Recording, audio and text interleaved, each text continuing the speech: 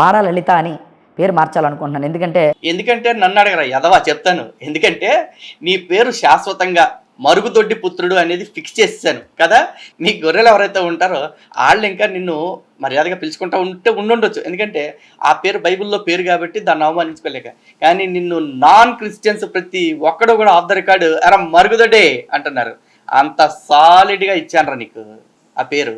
అందుకని చెప్పేసి నువ్వేదో పేరు పెడతా ఉన్నావు. ఏది తేడా లలితనో మాడా లలితనో ఏదో పెట్టాలని ట్రై చేస్తూ ఉన్నావు. కానీ గుర్తుపెట్టుకరే, నీకు అది నిరూపించాలి అంటే కనుక నిరూపించడానికి నేను రెడీ. మరి నువ్వు ఎవరిని పంపిస్తావు అది నిరూపించడం కోసం? అది కాదు అని చెప్పేసి నీ ఇష్టం. తేల్చుకోలేంబడికే పక్కలేసే అలవాటు నీకు బాగానే ఉంది కదా. గతంలో స్వామీజీ మీద వేసావు కదా పాపలను పంపి పక్కలేసే వ్యవహారం. కాబట్టి ట్రై చేయి, నిరూపించేద్దాం. ఓకేనా? అండ్ ఇంకోటి, నేను నీకు మరుగుదొడ్డిగా అని పేరు పెడతానికి పర్ఫెక్ట్ రీజన్ ఉంది, లాజిక్ ఉంది. ఆ లాజిక్ చెప్పాను కాబట్టి ప్రజలు కన్విన్స్ అయ్యారు. యదవా